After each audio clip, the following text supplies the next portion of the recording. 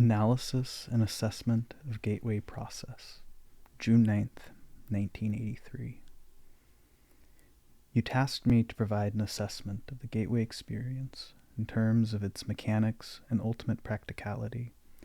As I set out to fulfill that tasking, it soon became clear that in order to assess the validity and practicality of the process, I needed to do enough supporting research and analysis to fully understand how and why the process works. Frankly, sir, that proved to be an extremely involved and difficult business. Initially, based on conversations with a physician who took the gateway training with me, I had recourse to the biomedical models developed by Itzhak Bentov to obtain information concerning the physical aspects of the process. Then I found it necessary to delve into various sources of information concerning quantum mechanics in order to be able to describe the nature and functioning of human consciousness. I had to be able to construct a scientifically valid and reasonably lucid model of how consciousness functions under the influence of the brain hemisphere synchronization technique employed by Gateway.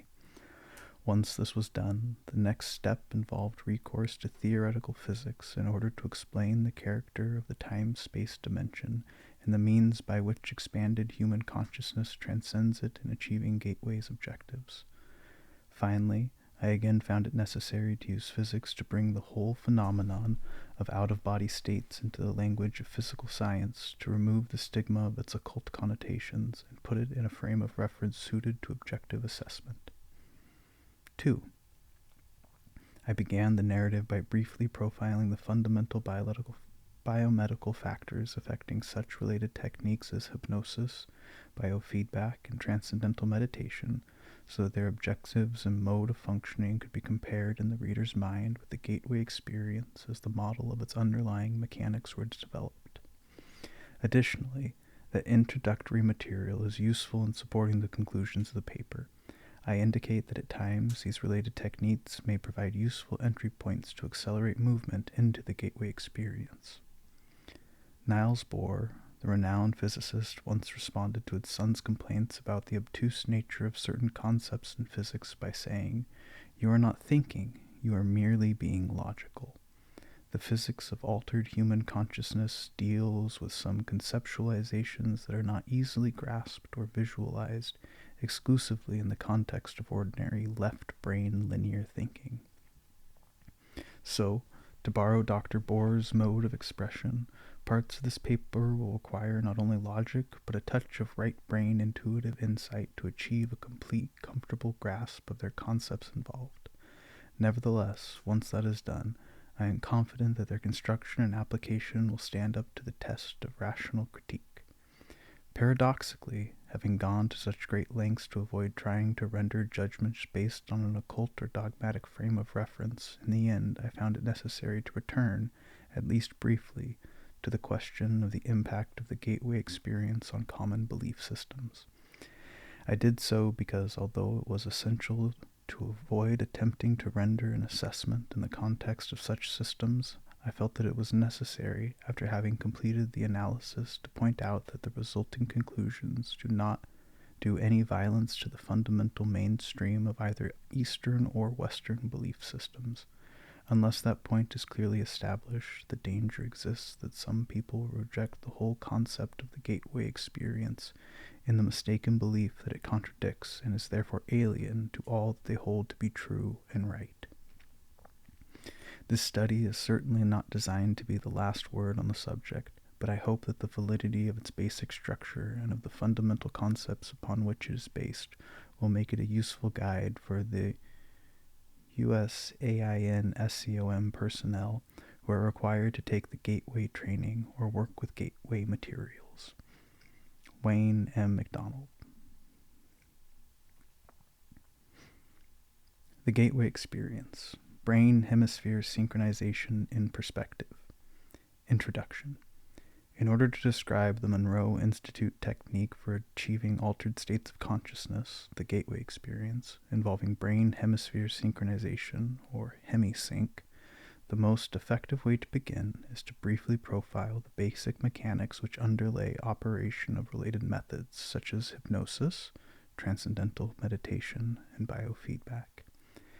It is easiest to effectively describe what Gateway is by beginning with a short description of those associated techniques that share some common aspects with the Gateway experience, but which are nevertheless different.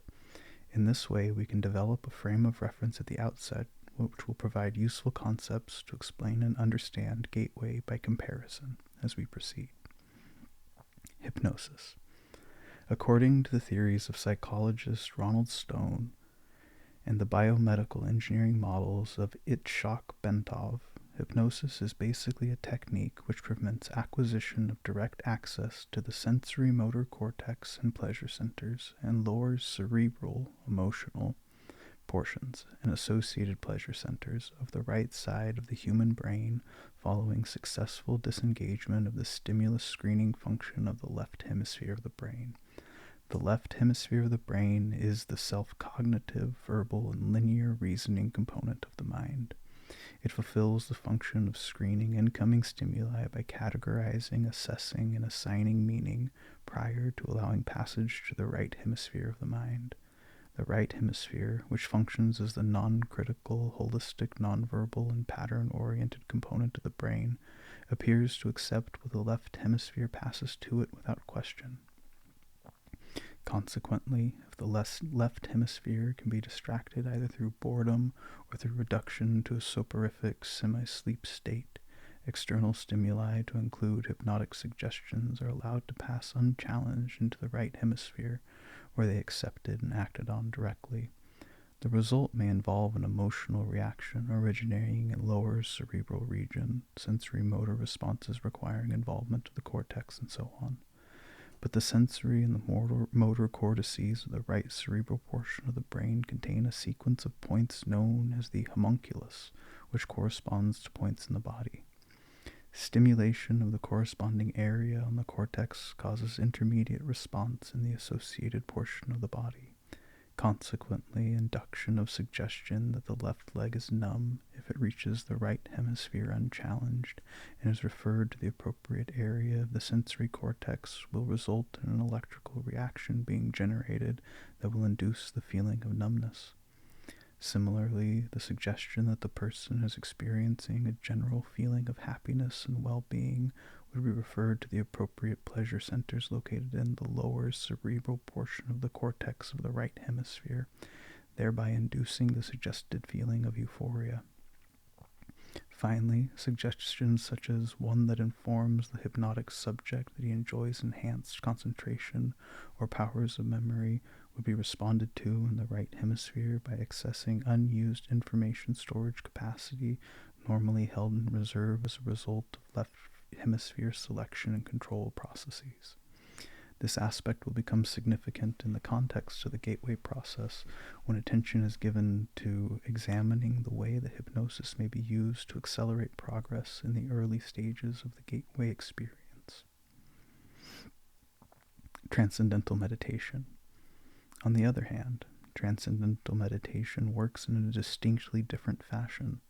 In this technique, intense and protracted single-minded concentration on the process of drawing energy up the spinal cord ultimately results in what appears to be creation of acoustical standing waves in the cerebral ventricles, which are conducted to the gray matter in the cerebral cortex on the right side of the brain. As a result, according to Bentov, these waves will stimulate and eventually polarize the cortex in such a way that it will tend to conduct a signal along the homunculus, starting from the toes and on up.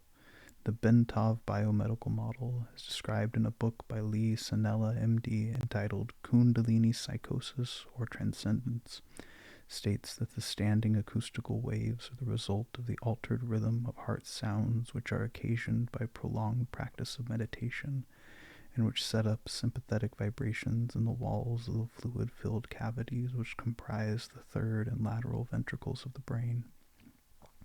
In addition, according to Bentov, the states of bliss described by those whose Kundalini symptoms have completed the full loop along the hemispheres may be explained as a self-stimulation of the pleasure centers in the brain caused by the circulation of a current along sensory cortex. Bentov also notes that most of the described symptoms start on the left side of the body, means that it is mostly a development occurring in the right hemisphere. Although normally a period of meditation involves intense concentration and practice for 5 years, or some is required to bring up the kundalini, Bentov states that exposure to mechanical or acoustical vibrations in the range of 4 to 7 hertz for protracted periods may achieve the same effect.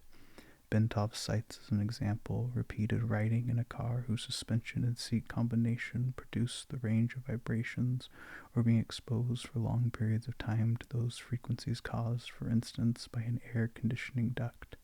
He also notes that the cumulative effect of these vibrations may be able to trigger a spontaneous physio-kundalini sequence in susceptible people who have a particularly sensitive nervous system. Biofeedback. The third consciousness-altering methodology, which we briefly described, is biofeedback. Biofeedback is somewhat unique in that it actually employs the self-cognitive powers of the left hemisphere to gain access to such areas of the right brain as the lower cerebral, motor, and sensory cortices and assorted pain or pleasure centers.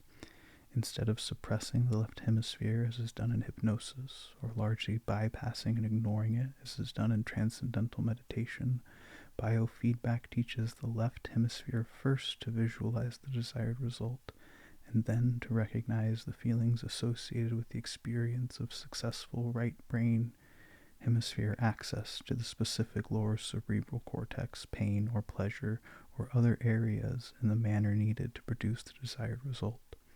Special self-monitoring devices such as the digital thermometer are used to inform the left brain when it succeeds in keying the right hemisphere into accessing the appropriate area.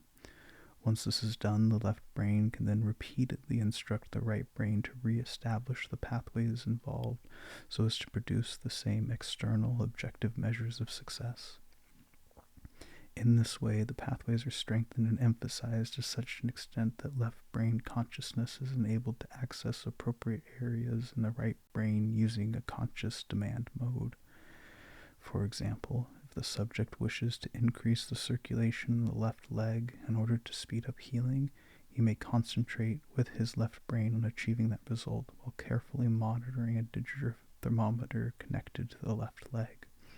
When the concentrated effort begins to achieve success, the digital thermometer will register an increase in the temperature of the left leg.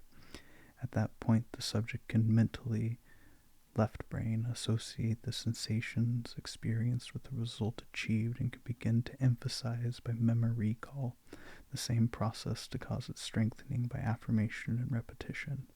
In this way, pain can be blocked, healing can be enhanced, malignant tumors can apparently be suppressed and ultimately destroyed, the body's pleasure centers can be stimulated, and a variety of specific physiological results may be achieved. In addition, biofeedback may be used to greatly accelerate achievement of deep meditative states, particularly for beginners who have no experience in meditative techniques and whose progress in that methodology is enhanced through effective visualization and external objective affirmation. Display of the subject's brainwave pattern on a cathode ray tube has proven to be a laboratory-validated means by which subjects may quickly learn to place themselves in profoundly relaxed states, characterized by the sort of quietude and singularity of mental focus associated with advanced meditation. Gateway and hemisync. Now that we have briefly profiled the basic mechanics of the principal techniques for altering or expanding consciousness, which share some of the objectives and or methods employed in the gateway experience, we may proceed to focus on what that technique actually involves. Fundamentally, the gateway experience is a training system designed to bring enhanced strength, focus, and coherence to the amplitude and frequency of brainwave output between the left and right hemispheres, so as to alter consciousness, moving it outside the physical sphere so as to ultimately escape even the restrictions of time and space. The participant then gains access to the various levels of intuitive knowledge which the universe offers. What differentiates the gateway experience from forms of meditation is its use of the hemisync technique, which is defined in a monograph by Monroe Institute trainer Melissa Yeager as a state of consciousness defined when the EEG patterns of both hemispheres are simultaneously equal in amplitude and frequency. Although hemisync seems to be a rather rare and of only short duration in ordinary human consciousness, Melissa Yeager states that audio techniques developed by Bob Monroe can induce and sustain hemisync with the Institute's basic Focus 3 tapes. She also notes that studies conducted by Elmer and Alice Green at the Menninger Foundation have shown that a subject with 20 years of training in Zen meditation could consistently establish hemisync at will, sustaining it for over 15 minutes. Dr. Stuart Twemlow, a psychiatrist and a research associate of the Monroe Institute, reports that in our studies of the effect of the Monroe tape system on brainwaves, we have found that the tapes encourage the focusing of brain energy. It can be measured as with a light bulb in watts into a narrower and narrower frequency band. This focusing of energy is not unlike the yoga concept of one-pointedness, which we may translate in Western terms as a single-mindedness. Dr. Twemlow goes on to observe that as the individual gets into the tapes beyond Focus 3, there is a gradual increase in brainwave size, which is a measure of brain energy or power. Lamp versus laser. Melissa Yeager uses a metaphor to help clarify the process involved in the use of hemisync in the gateway experience. She points out that the human's mind in its natural state may be likened to an ordinary lamp which expends energy in the form of both heat and light, but in a chaotic, incoherent way which diffuses its energy over a wide area of rather limited depth. On the other hand, the human mind under the discipline of hemisync acts after the fashion of a laser beam which produces a disciplined stream of light.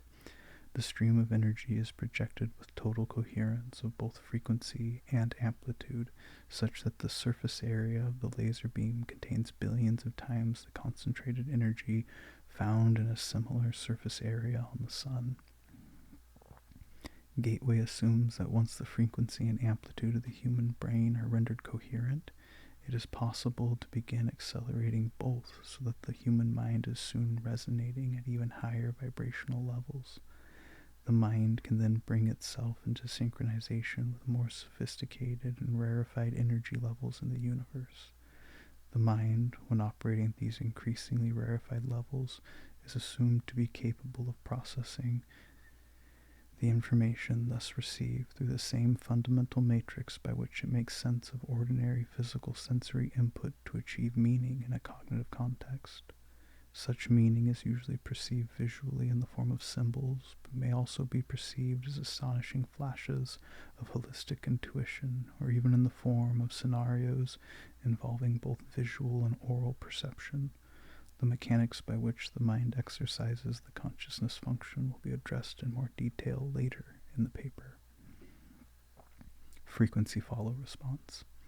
To achieve synchronization of brain hemispheres, the hemisync technique takes advantage of a phenomenon known as the frequency following response, which means that if a subject hears a sound produced at a frequency which emulates one of those associated with the operation of the human brain, the brain will try to mimic the same frequency pattern by adjusting its brainwave output.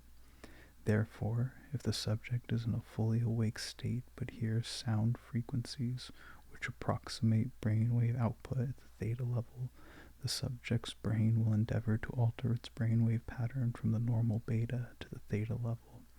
Since the theta level is associated with sleep, the subject concerned may progress from a fully awake to a sleep state, provided that he does not consciously resist, as the brain strives to train its wave frequency output with the one which the person hears. Since the brainwave frequencies are outside the spectrum of sound which can be heard in pure form by the human ear, hemisync must produce them based on another phenomenon known as the brain's capacity for deducing beat frequencies. If the human brain is exposed to one frequency in the left ear which is 10 hertz below another audible frequency played in the right ear, rather than hearing either of the two audible frequencies, the brain chooses to hear the difference between them, the beat frequency.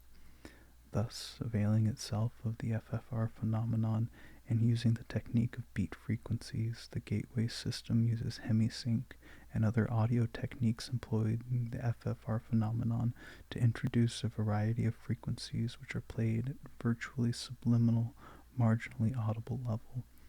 The objective is to relax the left hemisphere of the brain, place the physical body in a virtual sleep state, and bring the left and right hemispheres into coherence under conditions designed to promote the production of ever higher amplitude and frequency of brainwave output. Audible and perhaps subliminal suggestions by Bob Monroe accompany the various brainwave frequencies, which are sometimes rolled in together with other sounds such as sea surf to mask the sound frequencies where desirable. In this way, Gateway endeavors to provide the subject with the tools by which he may alter his consciousness based on his own volition over time through the repetitive use of the tapes so as to access, via intuitive means, new categories of information not available to ordinary consciousness. Role of resonance. However, brain coherence through entrainment to beat frequencies introduced via stereo headphones is only part of the reason why the gateway system works.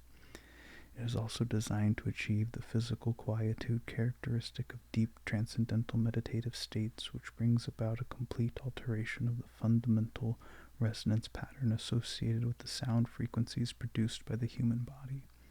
Yoga, Zen, or transcendental meditation, if practiced long enough, will produce a change in the sound frequency with which the human heart resonates throughout the entire body. According to Bentov, the change in resonance results from elimination of what the medical profession calls the bifurcation echo, so that the system of the heartbeat can move synchronously up and down the circulatory system in harmonious resonance approximately 7 times a second. Bentov describes the role played by the bifurcation echoes as follows. When the left ventricle of the heart ejects blood, the aorta, being elastic, balloons out just beyond the valve and causes a pressure pulse to travel down along the aorta. When the pressure pulse reaches the bifurcation in the lower abdomen, which is where the aorta forks in two and goes into the legs, part of the pressure pulse rebounds and starts traveling up the aorta. If in the meantime the heart ejects more blood and a new pressure pulse is traveling down, these two pressure points will eventually collide somewhere along the aorta and produce an interference pattern. By pacing the body in a deep sleep-like state, the gateway tapes achieve the same goal as meditation in that it places the body in such a profoundly relaxed state that the bifurcation echo slowly fades away as the heart lessens the force and frequency with which it pushes blood into the aorta. The result is a regular rhythmic sine wave pattern of sound which echoes throughout the body and rises up into the head in sustained resonance. The amplitude of this sine wave pattern, when measured with a sensitive seismograph type instrument, is about 3 times the average of the sound volume produced by the heart when it is operating normally. Brain stimulation. Bentov's biomedical model shows that this resonance is of considerable importance, since it is directly transmitted to and interacts upon the brain. The resulting vibration is received and transmitted into the brain itself via the fluid-filled third and left ventricles located above the brainstem. An electromagnetic pulse is then generated which stimulates the brain to raise the amplitude and frequency of brainwave output, just as Dr. Twemlow observed in his research on the effects of the hemisync tapes. Also, the brain is contained in a tight membrane called the dura, which is, in turn, cushioned by a thin layer of fluid located between it and the skull. As the coherent resonance produced by the human heart in a state of profound relaxation reaches the fluid-filled layer surrounding the brain, it sets up a rhythmic pattern in which the brain moves up and down approximately 5 to 10 micrometers in a continuous pattern. The self-reinforcing character of the resonant behavior accounts for the body's ability to sustain this movement despite the minimal level of energy involved. In this way, the entire body, based on its own micro-motion, functions as a tuned vibrational system which transfers energy in the range between 6.8 and 7.5 hertz into the Earth's ionosphere cavity, which itself resonates at about 7 to 7.5 hertz. Of this process, Bentov states, this is occurring at every very long wavelength of about 40,000 kilometers, or just about the perimeter of the planet. In other words, the signal from a movement of our bodies will travel around the world in about 1/7 of a second through the electrostatic field in which we are embedded. Such a long wavelength knows no obstacles, and its strength does not attenuate much over large distances. Naturally, it will go through just about anything: metal, concrete, water, and the fields making up our bodies. It is the ideal medium for conveying a telepathic signal. Consequently, the gateway process is designed to rather rapidly induce a state of profound calm within the nervous system and to significantly lower blood pressure to cause the circulatory system, skeleton, and all other physical organ systems to begin vibrating coherently at approximately 7 to 7.5 cycles per second. The resulting resonance sets up a regular repetitive sound wave which propagates in consonance with the electrostatic field of the Earth. Energy entrainment.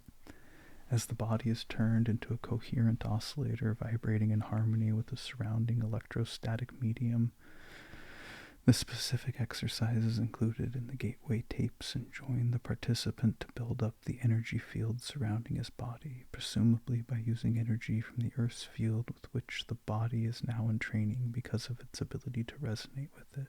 This puts the body's energy field into homogeneity with the surrounding environment and promotes movement of the seat of consciousness into the surrounding environment, partly in response to the fact that the two electromagnetic medians are now a single energy continuum.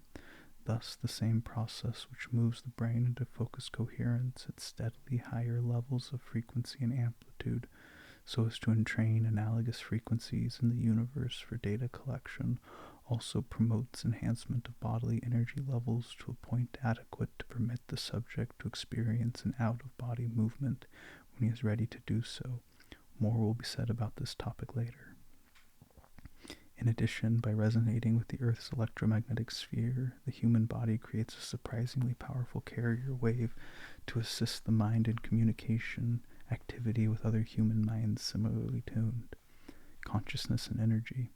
Before our explanation can proceed any further, it is essential to define the mechanism by which the human mind exercises the function known as consciousness, and to describe the way in which the consciousness operates to deduce meaning from the stimuli which it receives. To do this, we will first consider the fundamental character of the material world in which we have our physical existence in order to accurately perceive the raw stuff with which our consciousness must work. The first point which needs to be made is that the two terms, matter and energy, tend to be misleading if taken to indicate two distinctly different states of existence in the physical world that we know it. Indeed, if the term matter is taken to mean solid substance as opposed to energy, which is understood to mean a force of some sort, then the use of the former is entirely misleading. Science knows that both the electrons which spin in the energy field located around the nucleus of the atom and the nucleus itself are made up of nothing more than oscillating energy grids. Solid matter, in the strict construction of the term, simply does not exist. Rather, atomic structure is composed of oscillating energy grids surrounded by other oscillating energy grids which orbit at extraordinarily high speeds. In his book, Stalking the Wild Pendulum, Itzhak Bentov gives the following figures. The energy grid which composes the nucleus of the atom vibrates at approximately 10 to the 22 hertz, which means 10 followed by 22 zeros. At 70 degrees Fahrenheit, an atom oscillates at the rate of 10 to the 15 hertz. An entire molecule composed of a number of atoms bound together in a single energy field vibrates in the range of 10 to the 9 hertz. A live human cell vibrates at approximately 10 to the 3rd hertz. The point to be made is that the entire human being, brain, consciousness, and all, is, like the universe which surrounds him, nothing more or less than an extraordinarily complex system of energy fields. The so-called states of matter are actually variances in the state of energy, and human consciousness is a function of the interaction of energy in two opposite states, motion versus rest, in a manner described in the following paragraph. Holograms. Energy creates, stores, and retrieves meaning in the universe by projecting or expanding at certain frequencies in the three-dimensional mode that creates a living pattern called a hologram. The concept of the hologram can be most easily understood by using an example cited by Bentov, in which he asks the reader to visualize a bowl full of water into which 3 pebbles are dropped. As the ripples created by the simultaneous entry of the 3 pebbles radiates outward towards the rim of the bowl, Bentov further asks the reader to visualize that the surface of the water is suddenly flash frozen, so that the ripple pattern is preserved instantly. The ice is removed, leaving the 3 pebbles still laying at the bottom of the bowl. Then the ice is exposed to a powerful, coherent source of light, such as a laser. The result will be a 3-dimensional model, or representation of the position of the 3 pebbles suspended in midair. Holograms are capable of encoding so much detail that, for example, it is possible to take a holographic projection of a glass of swamp water and view it under magnification to see small organisms not visible to the naked eye when the glass of water itself is examined. The whole concept of holography, despite its scientific implications, has only been known to the physicists since the underlying mathematical principles were worked out by Denis Gabor in 1947. He later won a Nobel Prize for his work. Laboratory demonstration of Gabor's work only occurred years later following invention of the laser. As biologist Lyle Watson explains, the purest kind of light available to us is that produced by a laser, which sends out a beam in which all the waves are of one frequency, like those made by an ideal pebble in a perfect pond. When 2 laser beams touch, they produce an interference pattern of light and dark ripples that can be recorded on a photographic plate. And if one of the beams, instead of coming directly from the laser, is reflected first off an object such as a human face, the resulting pattern will be very complex indeed, but can still be recorded. The record will be a hologram of the face. Part encodes the whole. Of further importance is the fact that even if we dropped our frozen hologram of the ripple pattern on the floor and broke it into a number of pieces, each individual piece would recreate the entire holographic image all by itself. The smaller the piece, the fuzzier and more distorted would be the resulting holographic projection, but the fact remains that the whole projection would nonetheless be made. The key to creating any hologram is the energy in motion must interact with energy in a state of rest. In the foregoing example, the pebbles represent the energy in motion, while the water, before its agitation by the pebbles, represents energy at a state of rest. To activate, in effect, to perceive the meaning of a holograph, energy, in this case a coherent light source such as a laser beam, must be passed through the interference pattern generated by interaction between the moving energy and the energy at rest. In the simple example given by Bentov, this requirement was fulfilled by holding a frozen interference pattern in front of the coherent light to project the 3-dimensional holographic image, its meaning, into space.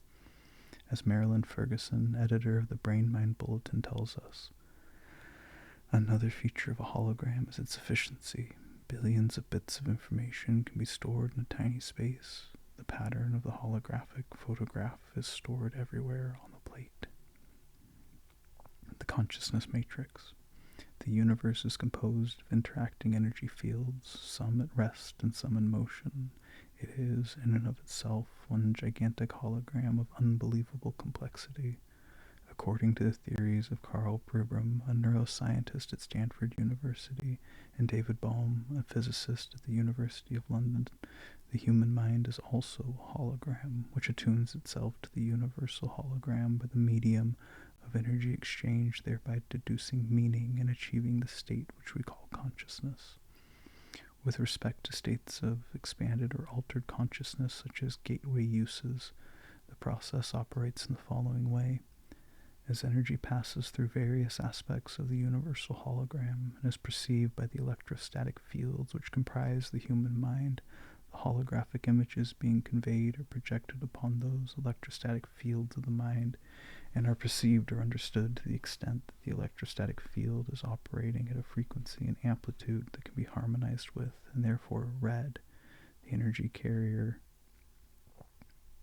pattern passing through it. Changes in the frequency and amplitude of the electrostatic field which comprises the human mind determines the configuration and hence the character of the holographic energy matrix which the mind projects to intercept meaning directly from the holographic transmissions of the universe. Then, to make sense of what the holographic image is saying to it, the mind proceeds to compare the image just received with itself.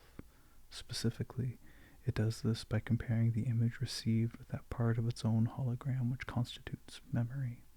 By registering difference in geometric form and in energy frequency, consciousness proceeds, as psychologist Keith Floyd puts it, contrary to what everybody knows is so, it may not be the brain that produces consciousness, but rather consciousness that creates the appearance of the brain.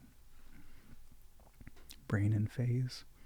The consciousness process is most easily envisaged if we picture the holographic input with a three-dimensional grid system superimposed over it, such that all the energy patterns contained within can be described in terms of three-dimensional geometry, using mathematics to reduce the data to two-dimensional form.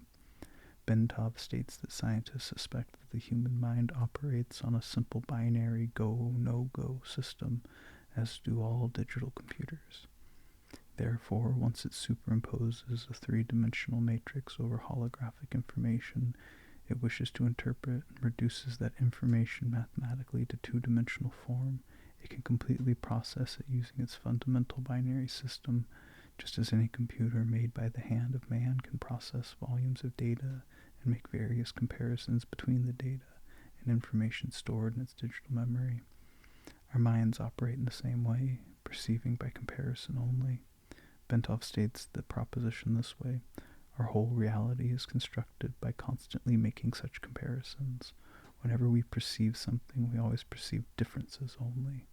The state of expanded consciousness, the right hemisphere of the human brain in its holistic, nonlinear, and nonverbal mode of functioning, acts as the primary matrix or receptor for this holographic input, while, by operating in phase or coherence with the right brain, the left hemisphere provides the secondary matrix through its binary computer-like method of functioning the screen further the data by comparison and reduce it to a discrete two-dimensional form.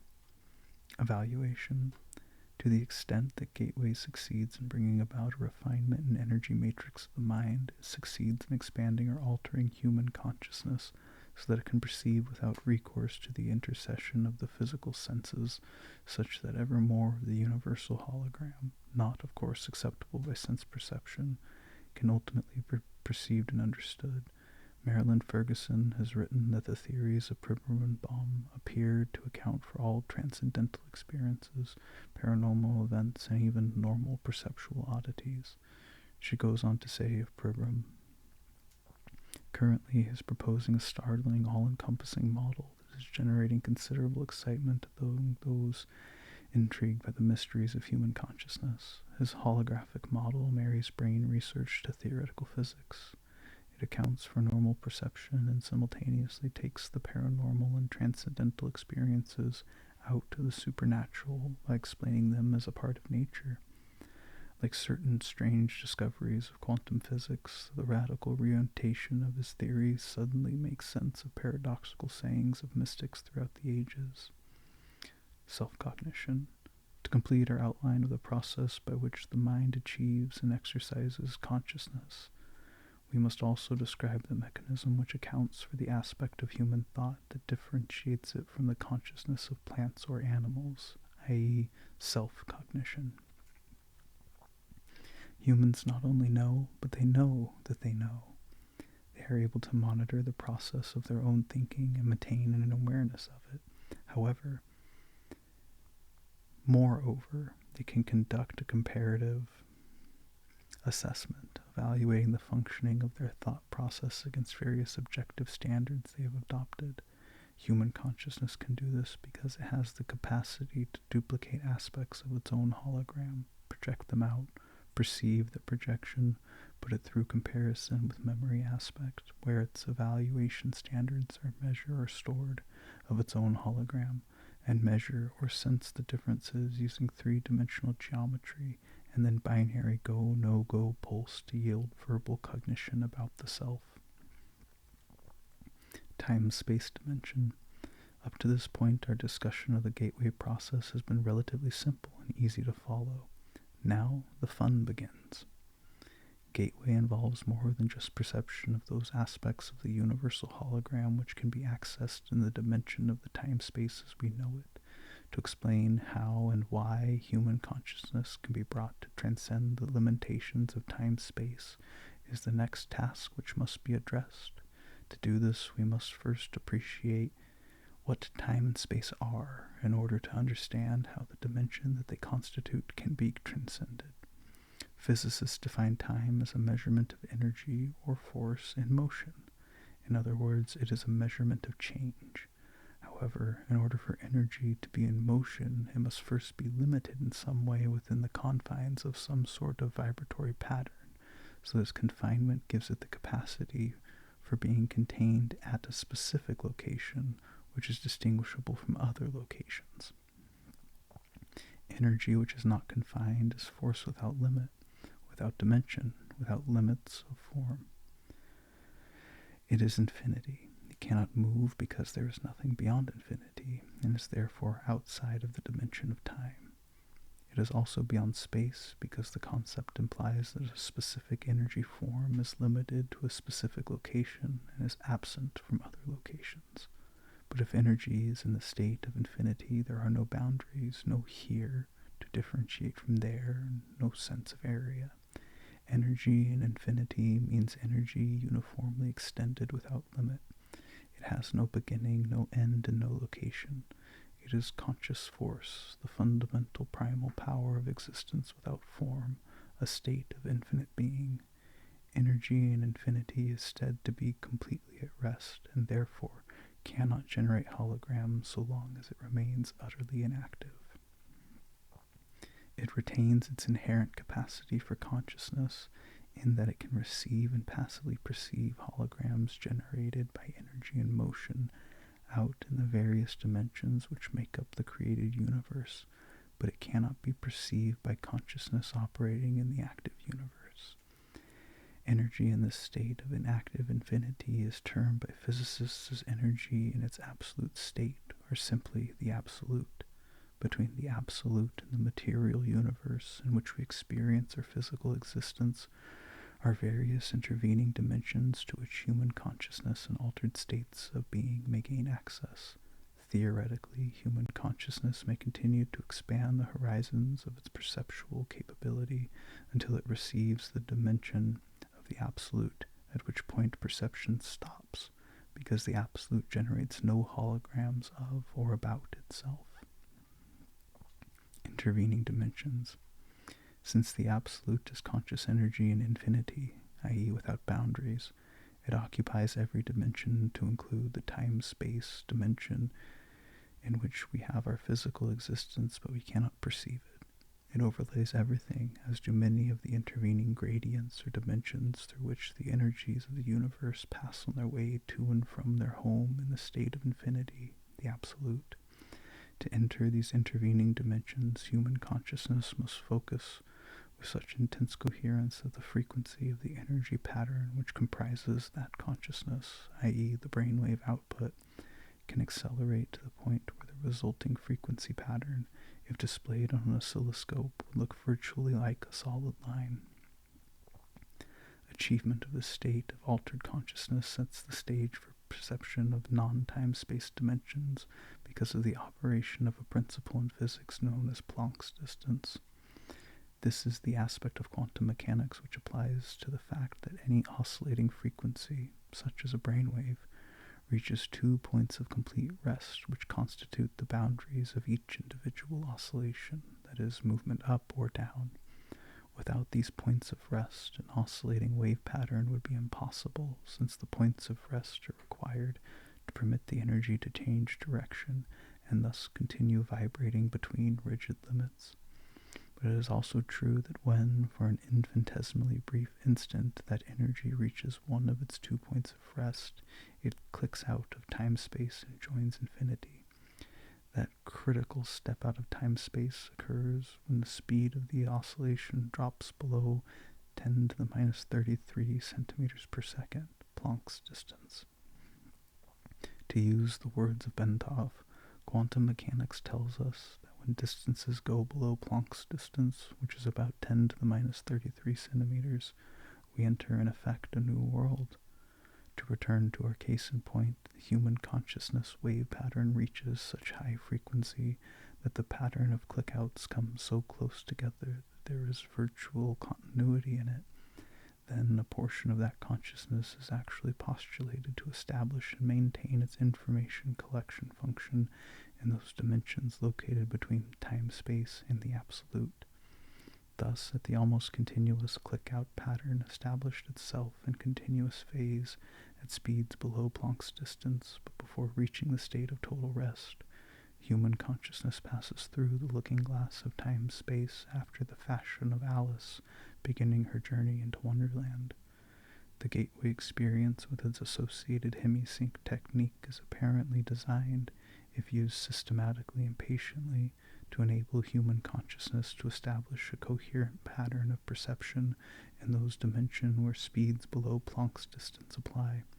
This holds true irrespective of whether the individual is exercising his consciousness while in his physical body, or whether he is doing so after having separated that consciousness from the physical body, i.e. the so-called out-of-body state mentioned earlier. Subatomic particles. The behavior of subatomic particles provides an interesting example of the phenomenon of clicking out discussed in the preceding paragraphs. In an article prepared for Science Digest magazine, Dr. Gleidman mentions the way in which subatomic particles communicate with each other once their energy fields become entrained as a result of colliding with each other. The communication concerned is, of course, postulated to be occurring during the click-out phase in the oscillation of the energy fields, comprising the subatomic particles concerned. It is this cause which accounts for the cross-communication, at which, in terms of space-time velocities, would seem to involve speeds in excess of light. In reality, Einstein's theory of relativity is not being invalidated, but rather the communication concerned is taking place outside the dimension of time-space to which the theory of relativity is strictly confined. Specifically, Dr. Gleidman tells us, quantum theory postulates a kind of long-range Siamese twin effect whenever two subatomic particles collide and then go their different ways. Even when the particles are halfway across the universe from each other, it says, they instantaneously respond to each other's actions, and in so doing they violate relativity's ban on faster-than-light velocities. Indeed, regarding attempts to quantify what is known about the behavior of energy in dimensions apparently outside of time-space, Bentov speaks about courageous physicists who are working on hypothetical particles called tachyons, which move at speeds higher than light. The speed of tachyons starts just above the speed of light and ranges all the way to infinite velocities. Dimensions in between. Now that we have postulated the legitimacy of the assertion that the energy forms which compose consciousness can move beyond the time-space dimension, we need to turn our attention to the energy forms which inhabit those dimensions between time-space and the absolute. In so doing, we may better perceive the form that reality assumes when we encounter it in those intermediate dimensions. In this context, Bentov tells us that the causal relationship between events breaks down, movements become jerky rather than smooth, time and space become grainy or chunky. Perhaps a piece of space can be traversed by a particle in a matter in any direction without necessarily being synchronized with a piece of time. In short, a pair of events will occur in either time or space, the pair not being connected causally by random fluctuation. What Bentov means is that inside the dimension of time-space, where both concepts apply in a generally uniform way, there is a proportional relationship between them. A certain space can be covered by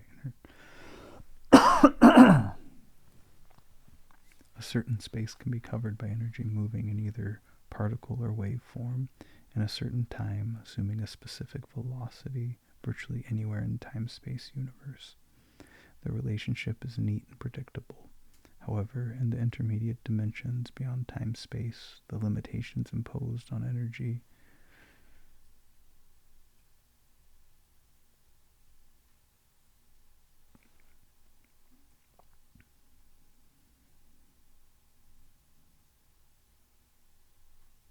to put it into a state of oscillating motion are not uniform as they are in our physical universe. A myriad of various distortions and incongruities are thus likely to be encountered by such that our nice, neat assumptions concerning the relationship between time and space as we know it in this dimension do not apply. But even more important, access is open to both the past and the future when the dimension of current time-space is left behind.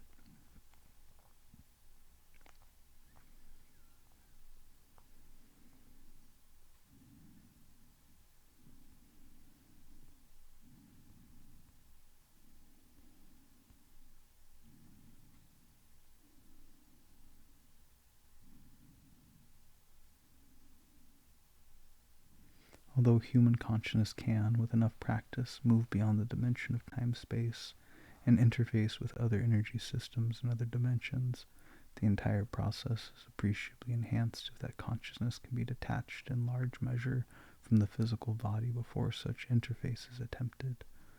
Once an individual becomes proficient in the technique of out-of-body movement and then reaches the point where he is able to break out of time-space while out of his body, he gains the advantage of clicking out part of his enhanced consciousness while starting from a base located much closer to the dimensions with which he wishes to communicate. In other words, since he is starting from a point much higher up, to use an analogy from the time-space context, that part of his consciousness involved in clicking out will have that much more time to interact in dimensions beyond time-space, because less time is required to traverse the intervening layers. Moreover, once the individual is able to project his consciousness beyond time-space, that consciousness would logically tend to entrain its frequency output with the new energy environment to which it is exposed, thereby greatly enhancing the extent to which the individual's altered consciousness may be further modified to achieve a much heightened point of focus and a much refined oscillating pattern. As a result, a self-reinforcing process should ensue whereby the farther consciousness in the out-of-body state can be projected beyond the time-space dimension, the more its level of energy output would be enhanced, thus promoting the potential for still further travel. The tentative conclusion to be drawn is that the out-of-body state may be regarded as an extremely effective way of accelerating the process of enhancing consciousness and of interfacing with dimensions beyond time-space. If the practitioner of the gateway technique has a choice of concentrating upon achieving and exploiting the out-of-body experience, as opposed to concentrating his full efforts on expanding his consciousness exclusively from a physical base, the former would appear to promise much faster and much more impressive success than does the latter. Absolute in perspective. It may be helpful at this point to pause and recap the major aspects of our intellectual journey from time-space to the realm of the absolute. We have spoken at some length concerning the incredibly complex hologram which is created by the intersection of energy patterns generated by the totality of all dimensions of the universe, time-space included. We have noted that our minds constitute energy fields which interact with various aspects of this hologram to deduce information which is ultimately processed through the left hemisphere of our brains to reduce it to a form that we employ for the process called thinking. We have implied that this hologram is the finite embodiment and active energy form of the infinite consciousness of the Absolute. It is the title we assign to that vast pool of energy in a state of perfect rest over which the physical universe is layered and from whence it comes. Incidentally, to describe this, Bentov uses the analogy of a very deep sea, comparing the still depths of the sea to the dimension of the Absolute, while assigning the storm-tossed waves above to represent the physical universe with which we are familiar. The slightly agitated currents of the sea to be found in between the turbulent surface and the totally still depths represent energy in the process of either going to rest, that is approaching infinity, or coming out of rest.